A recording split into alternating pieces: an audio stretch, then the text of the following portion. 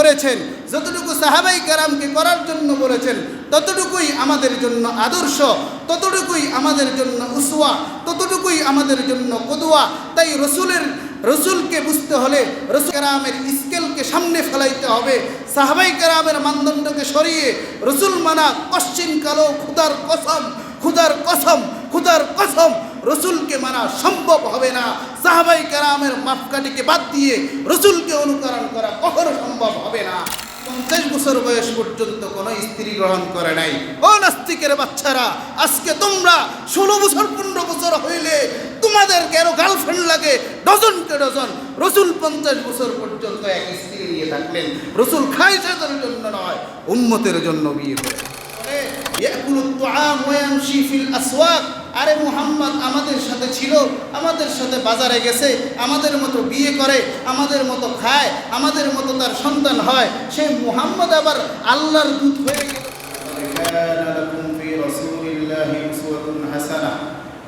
আল্লাহ তাআলা রাসূলের মধ্যে তোমাদের জন্য রেখেছেন উত্তম আদর্শ।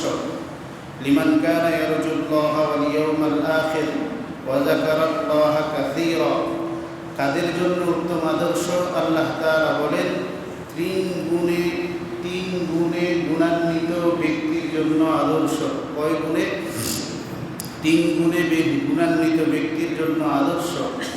1, যে আল্লাহকে বিশ্বাস করে, আল্লাহর সাথে সাক্ষাতের আশা রাখে। 2, যে পরকালকে বিশ্বাস রাখে, পরকালের সাক্ষাতের আশা রাখে। 3, আর হামেশা সর্ব অবস্থায় আল্লাহর জিকিরে মগ্ন থাকে। মুয়াজ্জিন আযান দিলে মসজিদে আল্লাহর কাছে, আল্লাহর স্মরণে মসজিদে আসে। পয়সা হলে যাকাত দিয়ে আল্লাহকে স্মরণ করে। টাকা পয়সা আর শক্তি সামর্থ্য হলে হজে গিয়ে বাইতুল্লাহর পাশে গিয়ে আল্লাহকে স্মরণ করে। এই শ্রেণীর লোক যারা প্রতিনিয়ত আল্লাহর জিকিরে মগ্ন থাকে, আল্লাহর স্মরণে মগ্ন থাকে, এই 3 গুণে গুণান্বিত ব্যক্তির জন্য রাসূলের মধ্যে রয়েছে আদর্শ। কয় গুণে গুণান্বিত? এই 3 গুণ কোন মুমিনের মধ্যে পাওয়া যাবে, কোন মুনাফিকের মধ্যে পাওয়া যাবে না।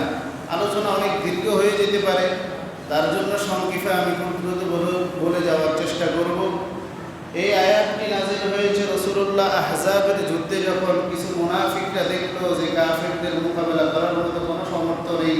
আমরা আলোচনার মধ্যে যদি আসি, গজওয়ায়ে আহজাব বা গজওয়ায়ে খন্দকের যুদ্ধ সবাই কম বেশি জানি। এই যুদ্ধ বিরাট বড় একটা অবস্থান ছিল যে কাফেররা মুসলমানদেরকে ধ্বংস করে দেবে।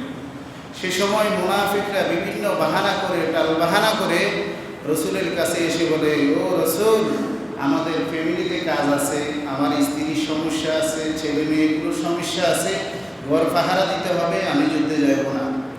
রসুলকে মানতে পারল না, খন্দকের যুদ্ধে রসুলকে অনুসরণ করতে পারল না। আল্লাহ তাআলা কোরআনের আয়াত নাযিল করে দিয়ে জানাই দিলেন, রাসূল আপনাকে মানবে ওই লোক যাদের মধ্যে 3টা সিফাত আছে, যাদের মধ্যে 3 সিফাত নাই ওরা পশ্চিম কালো আপনাকে মানবে না, আপনার থেকে পিছিয়ে সরে থাকবে। আয়াতের দ্বিতীয় অংশে আমরা জানতে পারলাম যে 3 গুণে গুণান্বিত ব্যক্তির জন্য রাসূল আদর্শ। প্রথম অংশে আল্লাহ বললেন, লাকাদ কানা লাকুম ফি রাসূলিল্লাহি উসওয়া। আল্লাহ তাআলা বলেন, উম্মত ও বান্দা, তোমাদের জন্য রাসূলের মধ্যে আদর্শ নিহিত আছে। কি বললেন কথাটা? রাসূলের মধ্যে উত্তম আদর্শ নিহিত আছে। এই অংশটা বোঝা আমাদের খুবই জরুরি। আমি রাসূলকে যে অনুসরণ করব, অনুকরণ করব, উসওয়া বলা হয় যাকে দেখে অনুসরণ করা হয়। তার আরেকটি আরবি শব্দ হলো কুদওয়া। আরবি ইংরেজিতে বলা হয় আইডল। আমি যাকে আদর্শ মানব, যাকে অনুকরণ করব, কতটুকু অনুকরণ করব, কোন জায়গায় অনুসরণ করব, না জানলে তো আমার অনুকরণ হবে না। আল্লাহ বলে দিলেন, তোমাদের জন্য রাসূলের মধ্যে রাখা হয়েছে আদর্শ। এই যে কথাটা আল্লাহ বললেন, রাসূলের মধ্যে তোমাদের জন্য আদর্শ, এই কথাটা কি অর্থটা আসে? আল্লাহ এই বলেন নাই রাসূল তোমাদের জন্য আদর্শ, পুরা রাসূলের 63 বছর জিন্দেগি তোমার জন্য আদর্শ, এই কথা বলছেন? রাসূলের মধ্যে তোমাদের আদর্শ নিহিত আছে। কথাটা কি বুঝাইতে চাইলেন? আমি একটা মিসাল দিয়ে আপনাদেরকে বুঝাই। আমার পকেটে 100 টাকার নোট, আমি আপনাকে বললাম, ভাই এই 100 টাকা আপনার জন্য। আপনি এই কথায় কি বুঝলেন? 100 টাকার কত ভাগের কত ভাগ আপনার জন্য? কথা বুঝেন না বিষয়টা? 100 ভাগের 100 ভাগই আপনার, এই কথাটার অর্থ হলো এটা। আর 100 টাকা দেখিয়ে আপনাকে বললাম ভাই এই 100 টাকায় আপনার একটা অংশ আছে, আপনি কি বুঝলেন এই 100 টাকার শতভাগই আপনার জন্য? কথা বুঝেন না? এই 100 টাকার শতভাগই আপনার, এখানে কিছু অংশ আপনার, কিছু অংশ আপনার নয়। আল্লাহ বলছেন রসুল তোমার জন্য আদর্শ, এই কথা বলেন নাই, রসুলের মধ্যে তোমার আদর্শ অনুকরণের বিষয় আছে। তার মানে রসুলের হায়াতের মধ্যে পুরা হায়াতটা অনুকরণ করা, রসুলকে রসুলের সারা জিন্দিগিকে অনুসরণ করা, এটা বান্দার জন্য কাজ নয়। রসুলকে কতটুকু অনুসরণ করতে হবে, রসুলকে অনুসরণের কতটুকু প্রয়োজন আছে, উম্মতের জন্য আদর্শ হিসেবে মানতে হবে, তা রসুলের মধ্যে আছে। এছাড়াও আরো অনেক বিষয় রসুলের মধ্যে আছে। আমার কথাটা কি আপনাদের কাছে ক্লিয়ার হয়েছে? আল্লাহর রসুলের মধ্যে আমাদের আদর্শ আছে। পুরা রসুলের 63 বছর জিন্দিগি অনুকরণ করা আমাদের সাধ্যের ভিতরে নয়। এই কথাটা তো আমি বুঝলাম না, হুজুর আরেকটু বুঝাইয়া বলেন। আপনি যদি এ কথা বুঝতে হয় তাহলে পুরা 63 বছরের জিন্দিগির দিকে একটু খেয়াল করতে হবে খুব মনোযোগের সাথে। আল্লাহর রসুলের এই 63 বছরের জিন্দিগিকে 3 অধ্যায় বিভক্ত করা হলো। কয় অধ্যায়? 3 অধ্যায়। একটা হলো 40 বছরের আগের জিন্দিগি, দ্বিতীয় নম্বর নবুয়ত প্রাপ্তির পরে 13 বছরের মক্কি জিন্দিগি, তৃতীয় নম্বর মাদানী জিন্দিগি 10 বছর। এই হলো 63 বছরের জিন্দিগি। কয়টা অধ্যায়? 3টা অধ্যায়। 3 অধ্যায়ের কিন্তু 3টা ভালো আলাদা স্বতন্ত্র বৈশিষ্ট্যতা আছে। বিষয়টা আমাদের একটু বোঝার দরকার। 40 বছরের যে জিন্দিগি, এটাকে বলা হয় কবলান নবুয়া, নবুয়ত প্রাপ্তির পূর্ব সময়। এই 40 বছরের জিন্দিগিতে রসুল যা করেছেন এই সব কিছু উম্মতের অনুসরণের দলিল নয়, শরীয়তের দলিল নয়। এই 40 বছরে রসুল যা করেছেন সব কিছু হলো রসুলের নবুয়তের দলিল। 40 বছর পর্যন্ত কোনো শরীয়ত নয়। রসুল 40 বছরে যা করছেন এটা পালন করা উম্মতের জন্য ওয়াজিব নয়, ফরজ নয়। 40 বছরে যা রসুলের জীবনে ঘটেছে এগুলো সব হলো রসুল যে নবী হবেন তার নবুয়তের দলিল। বলেন তো দেখি, 40 বছর পর্যন্ত যা ঘটেছে এগুলো উম্মতের শরীয়তের দলিল কি? নবীর জন্য নবুয়তের দলিল। বিষয়টা আপনাদের কাছে নতুন নতুন মনে হচ্ছে, আমি কিছু উদাহরণ দিয়ে আপনারা বুঝতে পারবেন। রাসূলুল্লাহ দুনিয়াতে আসছেন, স্বাভাবিকত সকল সন্তান মায়ের গর্ভ থেকে আসে। গর্ভে যখন আসে তখন তাদের নাভির সাথে মায়ের কানেকশন থাকে। এই কানেকশনটাকে কেটে দেওয়াকে বলা হয় নার কাটা। পৃথিবীর যত সন্তান দুনিয়াতে আসে সবগুলোকে দুনিয়াতে আসার পরে নাভির সাথে যে কানেকশন এটা কেটে দেওয়া হয়। কিন্তু একজন শুধুমাত্র আমার রসুল জনাবে মুহাম্মদুর রাসূলুল্লাহ সাল্লাল্লাহু আলাইহি ওয়াসাল্লাম দুনিয়াতে আসছেন তার নার কাটা অবস্থায়। তাহলে এখন আমি আপনাদেরকে বলি, এই নার কাটা অবস্থায় পৃথিবীর কোন সন্তান ভূমিষ্ঠ হওয়া সম্ভব? এটা অনুসরণ করা সম্ভব? তাহলে বোঝা গেল এটা উম্মতের জন্য শরীয়তের দলিল নয়, এটা নবীর জন্য কিসের দলিল? নবুয়তের দলিল। আল্লাহর নবী ভূমিষ্ঠ হওয়ার পরে রাসূলুল্লাহ 2 বিদ্যা আঙ্গুলের উপরে ভর করে আল্লাহর কুদরতি পায়ে সেজদা দিয়ে শুকরিয়া আদায় করলেন। বলেন তো পৃথিবীর কয়টা সন্তানের ব্যাপারে এমন ঘটনা ঘটেছে? কোন সন্তানের ব্যাপারে এমন শুনেছেন? এটা অনুকরণ কোন শিশুর পক্ষে অনুকরণ করা সম্ভব? তাহলে এই ঘটনা কিসের দলিল?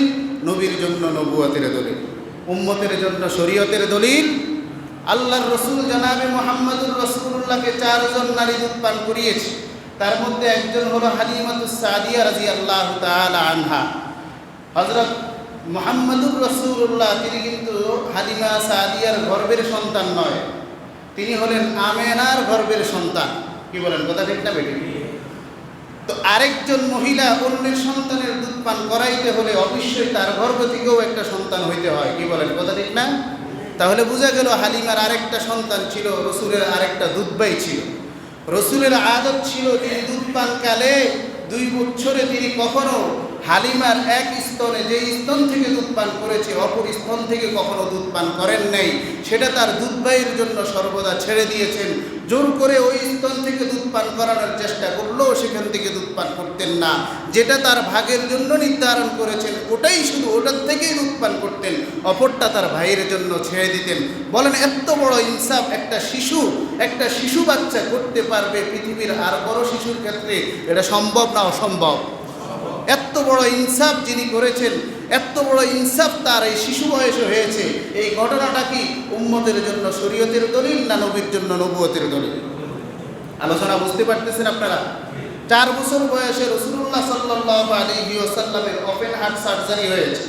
রাসূলুল্লাহকে শক্কে সদর করে সিনা মোবারক ছিঁড়ে সেখানে জমজমের পানি দ্বারা রাসূলের কলব সিনা মোবারককে ধুয়ে সেটাকে রুহানি শক্তি আর কুকুর ঢুকানো হয়েছে। রসুলকে এখানে ওপেন হার্ট সার্জারি করলো, কোনো সিলাইয়ের ব্যবস্থাও হলো না, মেডিকেলি কোনো সার্জারিও হলো না, মেডিকেলেরও কোনো ব্যবস্থা হলো না, রসুল ব্যথাও পাইলেন না। এমন ঘটনা উম্মতের জন্য শরীয়তের দলিল না নবীর জন্য নবুয়তের দলিল? কথা বুঝেন না এই বিষয়টা? আমাদের সন্তানগুলো যখন তাদের সতর যখন কাপড় সরে যায়, তারা সতর ডাকে না, তার মারা সতর ডাকায় দেয়।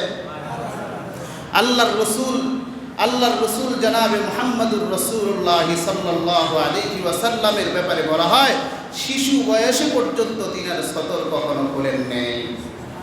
বলেন না সুবহানাল্লাহ? বরঞ্চ একবার ঘটনাক্রমে তিনার সতর থেকে কাপড় সরে গেছেন, ওই ঘটনায় শিশু নবী তিনি চিৎকার দিয়ে বেহুশ হয়ে পড়ে গেছেন। এই পরিমাণ তিনি লজ্জা পেয়েছেন শিশু বয়সে। পরক্ষণে যখন রাসূলুল্লাহর এই ঘটনাটা স্মরণ হতো, বড় হওয়ার পরেও যখন এই ঘটনাটা স্মরণ হতো যে রাসূলের একবার সতর থেকে কাপড় সরে গেছে, হাদিসের মধ্যে আসছে, তারিখের কিতাবের মধ্যে আসছে, রাসূলের ওই ঘটনা স্মরণ হলে রাসূল পেরেশান হয়ে লজ্জায় রাসূল হলদে বর্ণের হয়ে যেতেন। বলেন এই ঘটনা উম্মতের জন্য শরীয়তের দলিল না নবীর জন্য নবুয়তের দলিল? আরেকটা আপনাদেরকে উদাহরণ দিই, এরকম অনেক উদাহরণ থাকতে পারে। আল্লাহর রসুল জনাবে মুহাম্মদুর রাসূলুল্লাহ সাল্লাল্লাহু আলাইহি ওয়াসাল্লাম মেরাজের সফরে গেলেন। সারা দুনিয়া ভ্রমণ করে, 7 আসমান 7 জমিন ভ্রমণ করে, জান্নাত জাহান্নাম দেখে, আল্লাহর সাথে কথা বলে আবার একই রাত্রে তিনি দুনিয়াতে চলে আসছেন। বলেন এই ঘটনা উম্মতের অনুসরণ করা সম্ভব? কথা বোঝেন না আপনারা মনে হয়? এরকম সফর উম্মতের জন্য কিয়ামত পর্যন্ত করা সম্ভব? আরও আধুনিক থেকে অত্যাধুনিক হলেও তারা দুনিয়ার কোনো উম্মতের জন্য এই অনুসরণ করা সম্ভব নয়। তাহলে এই ঘটনাটা, মেরাজের ঘটনাটা নবীর জন্য নবুয়তের দলিল, উম্মতের জন্য শরীয়তের দলিল। কথাটা আপনারা আমার বুঝতে পারতেছেন? এরকম রসুলের 40 বছরের জিন্দেগিতে হাজার হাজার মিসাল আছে যেগুলো উম্মতের জন্য শরীয়তের দলিল নয়, নবীর জন্য নবুয়তের দলিল। প্রশ্ন করতে পারেন, হুজুর আল্লাহ রসুল বিয়ে করেছেন 25 বছর বয়সে। বিয়ে করেছেন কত বছর বয়সে? বলেন রসুলের 3 অধ্যায়ের কোন অধ্যায়ে? প্রথম অধ্যায়। কোন অধ্যায়ে বলেন? প্রথম অধ্যায়ে। আপনি বললেন 40 বছরের কোনো কাজ উম্মতের জন্য অনুসরণীয় নয়, তো রসুল তো বললেন বিয়ে করা এটা আমার সুন্নাত, আন-নিকাহু মিন সুন্নতি ফামান রাগিবা আন সুন্নতি ফালাইসা মিন্নি। যদি রসুল 25 বছর বয়সে বিয়ে করেন তাহলে প্রথম অধ্যায়ের বিয়ে উম্মতের জন্য অনুসরণ হলো কেন? প্রশ্ন আসে কি আসে না? এই প্রশ্নের উত্তর হলো 40 বছরের ভিতরে 25 বছর বয়সে রসুল বিয়ে করেছে বলে উম্মতের জন্য অনুসরণীয় নয়, বরঞ্চ 40 বছরের পরে শরীয়ত প্রিয় রসুল যুবকদের উদ্দেশ্যে যখন বলেছিলেন, ইয়া মা'শারাশ শুবাব মান ইসতাতা'a মিনকুমুল বা'ata ফালইতাযাওয়াজ ওয়া মান লাম ইসতাতি' ফা'আলাইহি বিস-সাওম ফাইন্নাহু বিজাউন লাকুম। আল্লাহর রসুল বলেছেন যে এই যুবক সম্প্রদায়েরা, তোমরা যখন বিয়ের সক্ষমতা তোমাদের হবে সম্পদের দিক থেকে এবং দৈহিক দিক থেকে, 2 দিক থেকে যখন তুমি বিবাহের সক্ষমতা অর্জন করবে তো তোমার উপরে বিয়ে আবশ্যক। যদি সক্ষমতা না থাকে তাহলে বিয়ে তোমার জন্য ঠিক নয়, হারাম। যদি তোমার দৈহিক সক্ষমতা না থাকে, সম্পদের দিক থেকে সক্ষমতা না থাকে, তাহলে বিয়ে তোমার জন্য জায়েজ নাই, বরঞ্চ তুমি রোজা রাখবে। এই হাদিস থেকে রসুল যুবকদেরকে বিয়ের আদেশ দিলেন। তাই বিয়ে উম্মতের জন্য অনুসরণীয় হলো 40 বছরের পরে রসুল বলার কারণে, 25 বছর বয়সে বিয়ে করার কারণে নয়। বুঝতে পারছেন আমার কথাটা? এরকম অসংখ্য জিনিস আছে যেগুলো আমরা আলোচনা অনুকরণ করতেছি। কেন করতেছি? 40 বছর পরে রসুল বলেছে বলে, 40 বছর আগে রসুল করেছে বলে নয়। এতটুকু কথার পরে আপনারা কি বুঝলেন? 40 বছরের সমস্ত কাজ কার জন্য, কিসের দলিল বলেন না, কথা বলেন। নবীর জন্য, নবুয়তের দলিল। কারণ রসুল যখন 40 বছর পদার্পণ করার পর দ্বিতীয় অধ্যায়ের সূচনা শুরু হয়ে গেল। এই 40 বছরের রসুলের নাম ছিল মুহাম্মদ। এই মুহাম্মদ নিয়ে সারা মক্কার সমস্ত মানুষ খুশি। যেই তো দ্বিতীয় অধ্যায় শুরু হয়ে তখন রসুল ঘোষণা দিলেন, আমি আজ থেকে মুহাম্মদ শুধু নয়, আজ থেকে আমি রসুল্লাহ। এই কথাটা বলার সাথে সাথে মক্কার হাতে গোনা কিছু মানুষ, তারা সবাই কিন্তু তার বিরোধিতা করে। রসুলের বিরোধিতা করেছে মুহাম্মদের কারণে না রসুলুল্লাহর কারণে?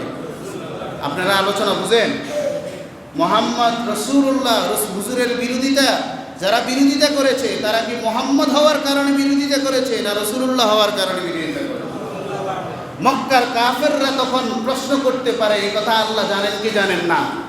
মক্কার কাফেররা বলে, ইয়াকুলুত তুআম ওয়া ইয়ামশি ফিল আসওয়াক, আরে মুহাম্মদ আমাদের সাথে ছিল, আমাদের সাথে বাজারে গেছে, আমাদের মতো বিয়ে করে, আমাদের মতো খায়, আমাদের মতো তার সন্তান হয়, সেই মুহাম্মদ আবার আল্লাহর দূত হয়ে গেল কিভাবে? আমরাও তো তার সাথে উন্নত বংশের মানুষ, আমরা হলাম না, ও হলো কিভাবে? এমন প্রশ্নের নীরব প্রশ্নের উত্তর আল্লাহ 40 বছরে সাজায় রেখেছে। আল্লাহ বলেন, তোমার সাথে থাকা মুহাম্মদ রসুল হলো কিভাবে? তার উত্তর খোঁজার জন্য কোথাও যাওয়া লাগবে না। রসুলের 40 বছরের হয়ে যাওয়া ঘটনাগুলোর দিকে খেয়াল করলে উত্তর পেয়ে যাবা।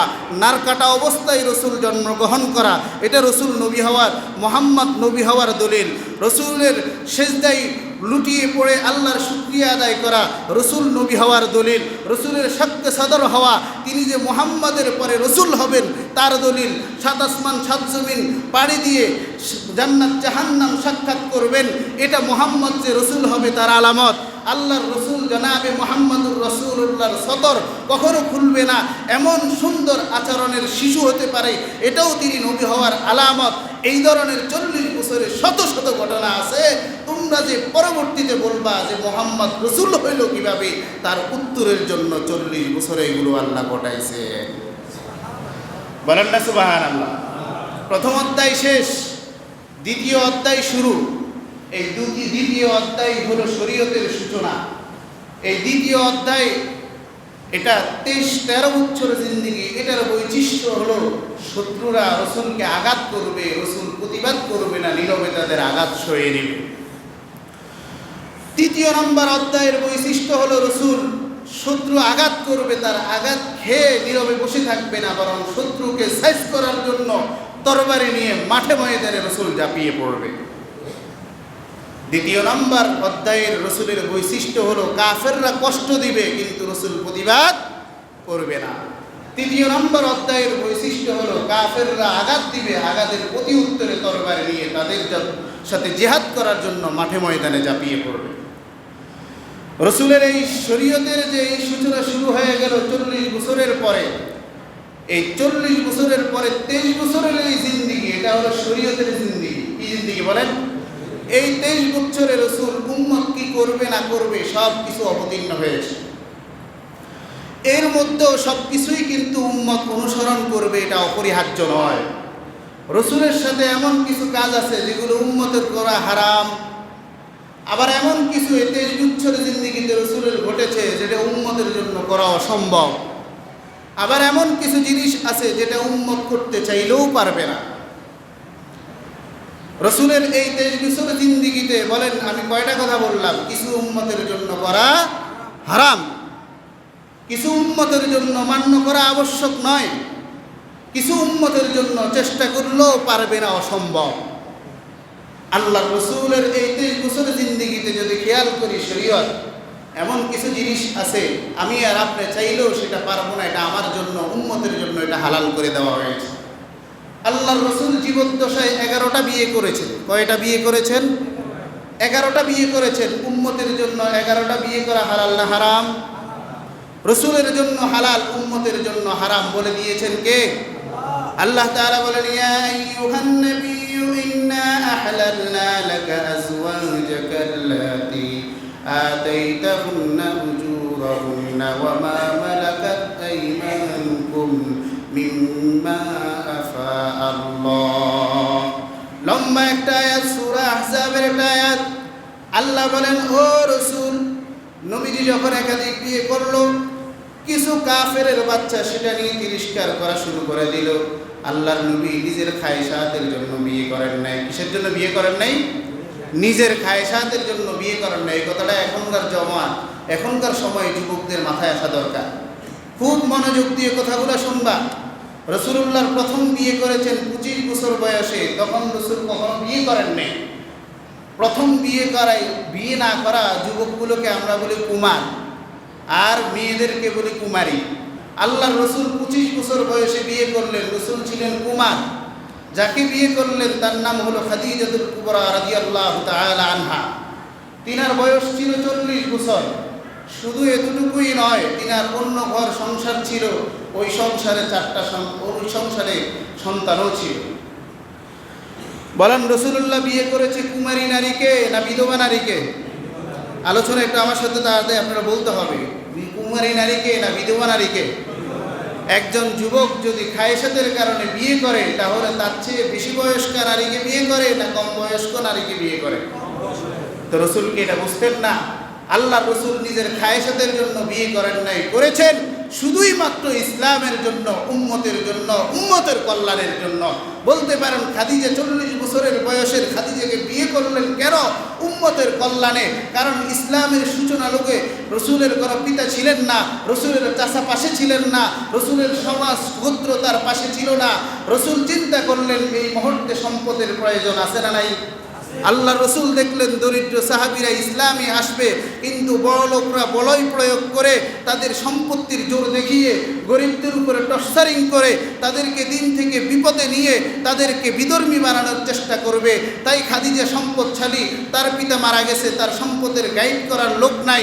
আল্লাহর রাসূল নিজের খায়সাতকে প্রাধান্য না দিয়ে শরীয়তকে প্রাধান্য দিয়ে 40 বছরের বিধবা নারীকে বিয়ে করলেন। তার সম্পত্তিগুলো তিনি উজাড় করে দিলেন ইসলামের জন্য। বলেন, রাসূল খায়সাতের জন্য বিয়ে করলেন না উম্মতের কল্যাণের জন্য বিয়ে করলেন? এই কথা বুঝার জন্য কি আপনার বিশাল বড় ডিগ্রি লাগে? আসেন আরো কথা আলোচনা, বিস্তারিত বললে তো আমার সময় নেই।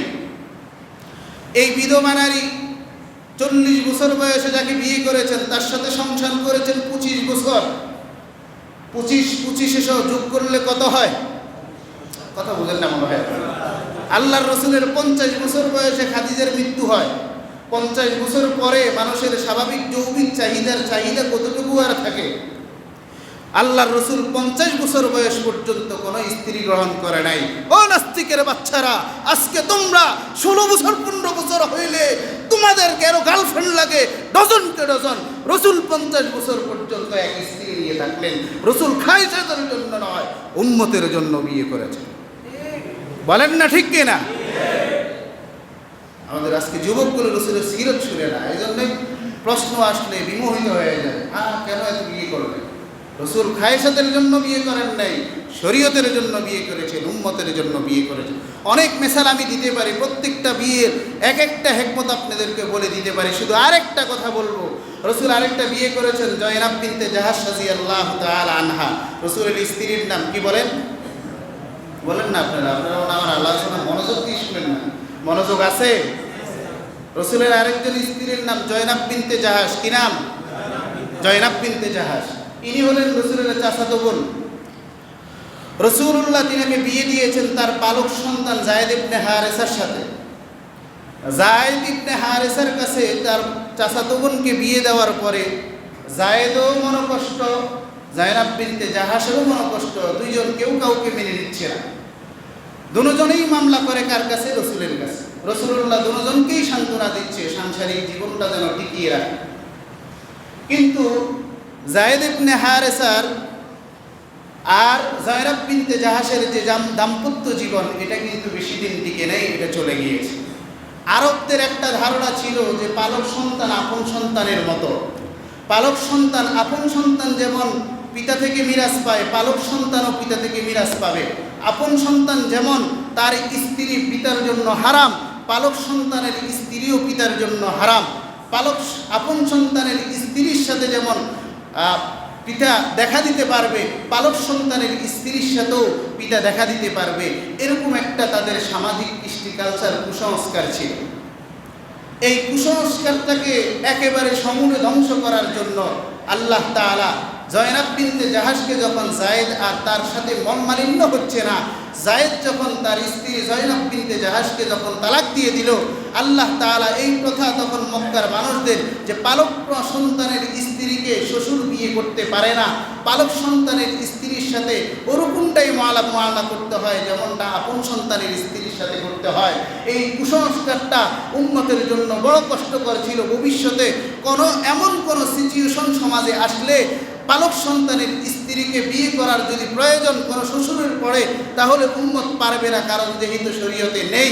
তাই এই জন্য আল্লাহ তাআলা রসুলের মাধ্যমে এই কাজটাকে চালু করে দিয়েছেন যে না, পালক সন্তান আপন সন্তান হতে পারে না, পালক সন্তান আপন সন্তানের মতো মিরাজ পেতে পারে না, পালক সন্তানের স্ত্রী আপন সন্তানের স্ত্রীর মতো শ্বশুরের জন্য হারাম হতে পারে না।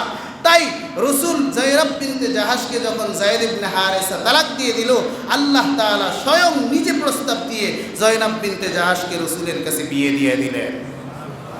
কথাটা কি আপনি বানাই বললেন এমন প্রশ্নও তো করতে পারেন। সূরা আহজাবের মধ্যে লম্বা পুরা ঘটনা তাদের সাংসারিক জীবনের এই সমস্যাগুলো আল্লাহ তুলে ধরে বলেন, ফালাম্মা কাদা যাইদুম মিনহা ওয়াতারান যাওয়াজনাকাহা লিকাইলা আলাল মুমিনিনা হারাজু ফি আজওয়াজি আদিয়াইহিম।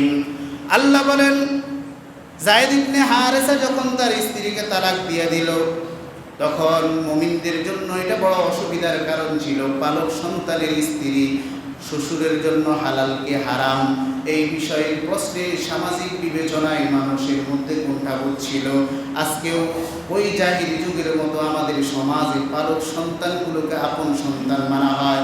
পালক সন্তানের স্ত্রীগুলোর সাথে আপন সন্তানের স্ত্রীর সাথে মুআমালা করা হয়। পালক সন্তানের স্ত্রীরা অনায়াসে তার পালক পিতাকে সেবা শুশ্রূ করে, তার সাথে দেখা দেয় কি দেয় না। আল্লাহ তাআলা ওই বিধানটাকে সমূলে ধ্বংস করে দেওয়ার জন্য আল্লাহ বলেন, যাওয়াজনাকাহা, আমি জয়নাব বিনতে জাহাশকে আপনার সাথে বিয়ে দিয়ে দিলাম, যাতে করে লিকাইলা ইয়াকুনা আলাল মুমিনিনা হারাজ ফি আজওয়াজি আদিয়াইহিম, যাতে করে মুমিনদের জন্য এই বিষয়টা আর কোনো সমস্যা না থাকে যে তাদের পালক সন্তানদের স্ত্রীদেরকে প্রস্তাব দিতে যেন কোনো অসুবিধা না হয়। রসুল জয়নাব বিনতে জাহাশকে বিয়ে করেছেন খায়েশাতের জন্য না শরীয়তের জন্য? আল্লাহর রসুল কোনো বিয়ে নিজের জন্য করেন নাই, করেছেন উম্মতের কল্যাণের জন্য। আপনাদেরকে কি বুঝাইতে চাইলাম? রসুল 11টা বিয়ে করেছেন, উম্মতের জন্য 11টা বিয়ে করা হালাল না হারাম? তার মানে বোঝা গেল আল্লাহর রসুলের জন্য হালাল, উম্মতের জন্য হারাম। সব বিষয় অনুকরণ করা এটা আবশ্যক নয়, কিছু বিষয় আছে উম্মতের জন্য অনুসরণ করাই হারাম। 2 নম্বর, উম্মত অনুসরণ করলেও করবে, না করলেও নাই, এটা তার ব্যক্তিগত বিষয়। উম্মত রসুলের অনুসরণ করতে হবে এমন জরুরি কিছু নয়। শরীয়তের মধ্যে, শরীয়ত বলতে আমরা বুঝি আকীদা, আমল, আকায়েদ, ইবাদত, মুআমালাত, মুআশারাত, আখলাক। কটা জিনিস বললাম? খুব খেয়াল করেন, আলোচনা করে মুখস্থ করেন ভাই। 5টা জিনিস, আকায়েদ, ইবাদত, মুআমালা, মুআশারা, আখলাক। এই 5 জিনিসের বিধিবিধানের নাম হলো শরীয়ত। 5 জিনিসের বিধিবিধানের নাম, এই 5 জিনিসের রসুলকে অনুসরণ করতে হবে। 5 জিনিসের বাহিরে আমাদের জীবন চরিত্রের মধ্যে আছে কি অন্য কাজ কাম আছে না নাই? আমরা ঘরে দরজা বন্ধ করব কি করব না, বাজারে ব্যবসার প্রতিষ্ঠান কিভাবে বানাবো কি বানাবো না, ফসলগুলো কিভাবে ফালাবো কি ফালাবো না, কিভাবে করলে ফসল বাড়বে, কিভাবে চললে ব্যবসা বাড়বে, এই ধরনের কাজকাম আছে না নাই? এই 5 জিনিসের বাহিরেও জাগতিক কিছু কাজ আছে, এই কাজগুলোর জন্য রসুলকে অনুসরণ করা এটা আবশ্যক নয়। একটা হাদিস আছে, হাদিসে তাদিয়া, মুসলিম শরীফের মধ্যে আসছে। বাপটা ওইভাবে ইমাম মুসলিম রহমতুল্লাহি আলাইহি কায়েম করছেন যে শরীয়তের ক্ষেত্রে রসুলের অনুকরণ আবশ্যক, জাগতিক ক্ষেত্রে রসুলের অনুকরণ আবশ্যক নয়। এই বলে শিরোনাম দিয়ে একটা বাপ কায়েম করে তিনি একটা আলোচনা আনলেন। রসুল মদিনাতে যাওয়ার পর দেখলেন মদিনার মানুষগুলো ফসল, খেজুর গাছকে পরাগায়ন করে। পরাগায়ন বুঝেন আপনারা? পরাগায়ন হলো একটা গাছের 2 রকম ফুল থাকে, একটা হলো মাদি ফুল আর একটা হলো নর ফুল। নর ফুলগুলোর সাথে মাদি ফুলের যদি সংযুক্ত না হয় তাহলে ফল হয় না, ফসল হয় না। এ পরাগায়নের কয়েকটি পদ্ধতি আছে। এক পদ্ধতি হলো বাতাসের মাধ্যমে মাদি ফুল আর নর ফুল দুইটা একসাথে হয়। আরেকটা পদ্ধতি হলো কীট পতঙ্গ মৌমাছির মাধ্যমে দুই ফুলের সামঞ্জস্যতা হয়। মাদি ফুল নর ফুলে গিয়ে যখন মৌমাছি বসে, এরপরে আবার মাদি ফুলে যখন বসে তখন দুই ফুলের রেণু একসাথে মিলে যায়, তখন ফলাদি বেশি হয়। এই জন্য আপনার গাছে ফল বেশি ধরার জন্য একটা পদ্ধতি হলো আপনি পচা কোনো জিনিস গাছে লটকায় দিবেন, পোকামাকড় বেশি আসবে, মৌমাছি বেশি আসবে, পরাগায়ন বেশি হবে, ফলও বেশি হবে। এই পরাগায়ন পদ্ধতি এটি হলো জাগতিক কাজ, এটি কোনো শরীয়তের কাজ নয়। আল্লাহর রসুল যখন দেখলেন মদিনার মানুষগুলো পরাগায়ন করে, তখন রসুল বললেন, কেন এগুলো করো? আল্লাহর উপরে ছেড়ে দাও, ফল হবে, আল্লাহ দিবেন, এটা তোমরা এইভাবে ছেড়ে দাও। প্রথম বছর যখন রসুলের কথা বললেন, সাহাবাই কেরাম রসুলের কথা অনুযায়ী পরাগায়ন করেন নাই। পরের বছর দেখলেন ফসল ফলাদি আগের তুলনায় অনেক কম হয়েছে। রসুলের কাছে গিয়ে বললেন, ইয়া রাসূল আল্লাহ, আমাদের ফসল তো 12টা বেজে গেছে। রসুল্লাহ বললেন, তাই নাকি? তাহলে শুনো, ইন্নী আমারতুকুম মিন দীনিকুম ফাখুযু। যদি দ্বীনের বিষয়, শরীয়তের বিষয় আমি কিছু বলি, তাহলে সেটাকে তোমরা গ্রহণ করবা। আর যদি শরীয়তের কোনো বিষয় না হয়, ওয়া ইন্নী আমারতুকুম মিন রাই, আর আমার কোনো সিদ্ধান্তের বিষয়, কোনো পরামর্শ যদি দিয়ে থাকি, ফাআনা বাশারুন, আমি তোমাদের মতো মানুষ, ওটা অনুকরণ করা তোমাদের জন্য অপরিহার্য নয়। জাগতিক কাজে রসুলকে আদর্শিক মানা আবশ্যক না আবশ্যক নয়? জাগতিক কাজে আপনি রসুলকে অনুসরণ করতেই হবে, এটা আবশ্যক নয়।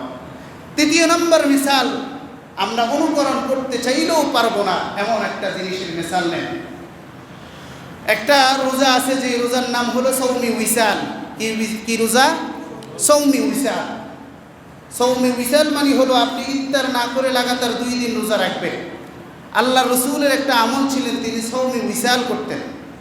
রসুল সবসময় সৌমি উইসাল করতেন, লাগাতার ইফতার না করে 2 দিন রোজা রাখতেন। সাহাবাই কেরাম এই কাজটা দেখার পরে কিছু সাহাবি রসুলের মতো সৌমি উইসাল করা শুরু করে দিলেন। রসুলুল্লাহর কাছে যখন এই সংবাদটা গেল, রসুল বললেন, নাহা রাসূলুল্লাহ সাল্লাল্লাহু আলাইহি ওয়াসাল্লাম আনিল উইসাল। আল্লাহর রসুল সৌমি উইসাল রাখা থেকে আল্লাহর রসুল নিষেধ করে দিলেন। সাহাবাই কেরাম রসুলের কাছে আয়েশা বলে, ইয়া রাসূলুল্লাহ, আপনি এই কাজ করেন, আমরা করব না, এটা তো হয় না। আপনিও সৌম বিচার করেন, আমরাও করব। আপনার কোনো গুনাহ নাই, আপনার মর্যাদার কোনো অভাব নাই। আপনি যদি আল্লাহকে খুশি করার জন্য সৌম বিচার করেন, তাহলে আমাদের তো অনেক সওয়াবের প্রয়োজন, আমরাও সৌম বিচার করব। আল্লাহ রসুল বললেন, না, ইন্নী লাস্তু মিসলাকুম, আমি তোমরা আমার মতো নয়, তোমরা আমার মতো নয়, আমি আর তোমরা সমান নয়।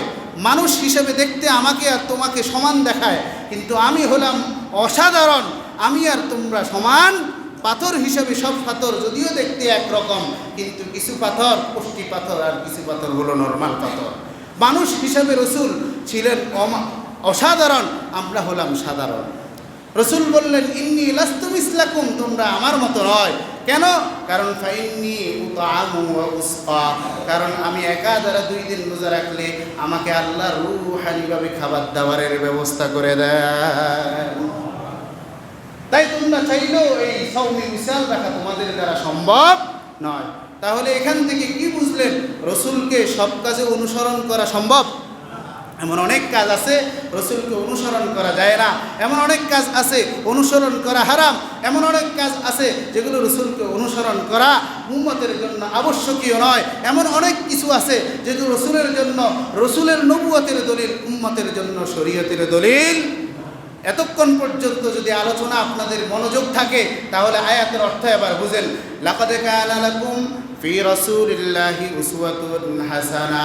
আল্লাহ বলে, উম্মত ও বান্দা, আমার রসুলের মধ্যে তোমাদের জন্য আদর্শ নিহিত করে রাখা হয়েছে।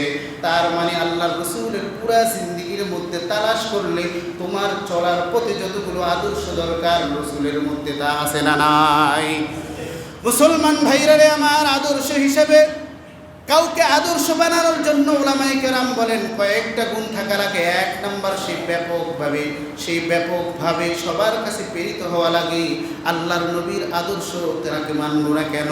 কারণ আল্লাহর নবীর যে আদর্শটা সর্বমহলের সর্বশ্রেণীর মানুষটা অনুসরণ করতে পারবে এমন একটা জিন্দেগি রাসূলের আল্লাহ সাজাই দিয়েছেন। এই জন্য আল্লাহ তাআলা বলেন, কুলিয়া আইয়ুহান নাসু ইন্নী রাসূলুল্লাহি ইলাইকুম জামিআ।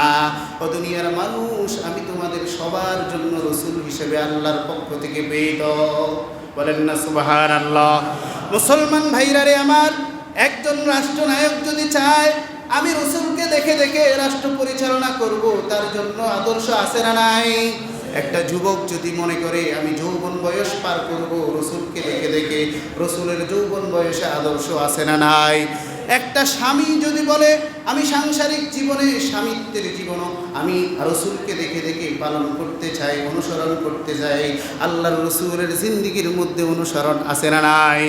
মুসলমান ভাইরা রে আমার, একটা পিতা যদি মনে করে সন্তান কিভাবে লালন পালন করব, আমার একটা আদর্শের প্রয়োজন, অনুসরণের প্রয়োজন, তাহলে সেই আল্লাহর রাসূলের জিন্দেগির মধ্যে অনুকরণ পাবে কি পাবে না?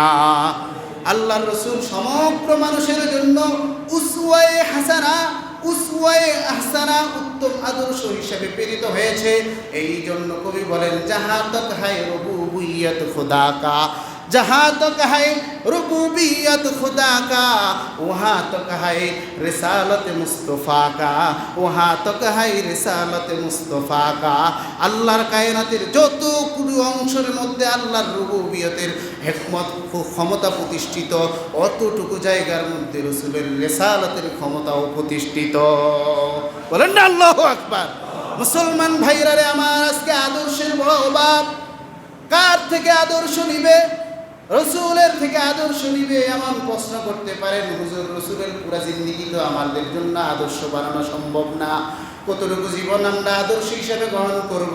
সোজা উত্তর, সাহাবায়ে কেরামকে যতটুকু আদর্শ হিসেবে পালন করার জন্য আল্লাহর নবী নিজেও করেছেন, সাহাবায়ে কেরামকেও আদেশ দিয়েছেন, ততটুকু উম্মতের জন্য অনুকরণ অপরিহার্য। কতটুকু?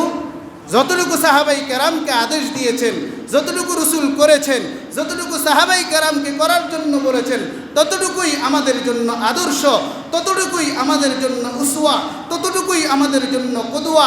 তাই রাসূলকে বুঝতে হলে, রাসূলের জীবনটাকে নিজের আদর্শের মাপে মাপতে হলে সাহাবায়ে কেরামের স্কেলকে সামনে ফেলাইতে হবে। সাহাবায়ে কেরামের মানদণ্ডকে সরিয়ে রাসূল মানা কশ্চিন কালো খুদার কসম রাসূলকে মানা সম্ভব হবে না। সাহাবায়ে কেরামের মাপকাঠিকে বাদ দিয়ে রাসূলকে অনুকরণ করা কখনো সম্ভব হবে না। কারণ কুরআনে আল্লাহ বলে দিয়েছেন, ফাইন আমানু বিমিসলি মা আমানতুম বিহি ফাকাদ ইহতাদাও। ও দুনিয়ার মানুষ, সাহাবীদের স্কেল অনুযায়ী যদি ঈমান অনুসরণ করো তোমরা হেদায়েত প্রাপ্ত হবে। সাহাবীদের পরিমাণ অনুযায়ী যদি তোমরা ঈমানের পথে চলো হেদায়েত পাবে। সাহাবীদের মানদণ্ড বাদ দিয়ে নিজের মতো যদি চলতে গিয়ে রাসূলও মানা হবে না, শরীয়ত মানাও হবে না। এই জন্য সাহাবায়ে কেরামকে মাপকাঠি মেনে রাসূলকে অনুসরণ করতে হবে। সাহাবায়ে কেরামের মাপকাঠি অনুযায়ী কোরআন অনুসরণ করতে হবে। গালার জোরে বলে দিলে হবে না আমিও মানুষ, সাহাবীও মানুষ, সেও ভুল করে আমিও ভুল করি, এমন লোক যারা করে, ইমাম আহমদ ইবনে হাম্বল বলে তাজান্দাকা, সে নাস্তিক হওয়ার উপক্রম। এই জন্য আদর্শ গ্রহণ করতে হবে রাসূলের আদর্শ।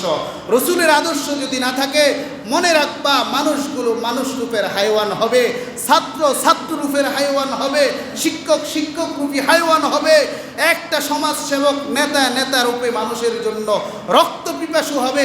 আজকে যে বিশ্ববিদ্যালয়ের যে ঘটনা, এই ঘটনা আমাদেরকে ভাবাচ্ছে, কেন কোন আদর্শ ফলো করে এরা এমন জানোয়ার হয়েছে, কোন আদর্শ অনুসরণ করে এরা এরকম নরপিশাচু হয়েছে, এরকম সন্ত্রাস হয়েছে। বুঝে গেল এদের মধ্যে রাসূলের আদর্শের চর্চা নাই, সাহাবায়ে কেরামের চর্চা নাই। এই জন্য আজকে হেসে খেলে আনন্দ উল্লাসের সাথে মানুষ হত্যা করে এরা আনন্দ পায়। কথা বলেন ঠিক না বেঠিক? তাই এই জন্য আজকের আলোচনা এখান থেকেই রসুল আমার আদর্শ ব্যক্তি জীবনে, সামাজিক জীবনে, পারিবারিক জীবনে, শিক্ষা জীবনে। কাজেই বর্তমান বাংলাদেশের যদি মানুষের আদর্শ পরিবর্তন করতে হয়, শিক্ষাঙ্গনে রসুলের আদর্শের চর্চা বাড়াইতে হবে। এগুলি আমি আমার আলোচনা শেষ করলাম। আখির দাওয়ানা আলহামদুলিল্লাহি রাব্বিল আলামিন। রাসূলুল্লাহ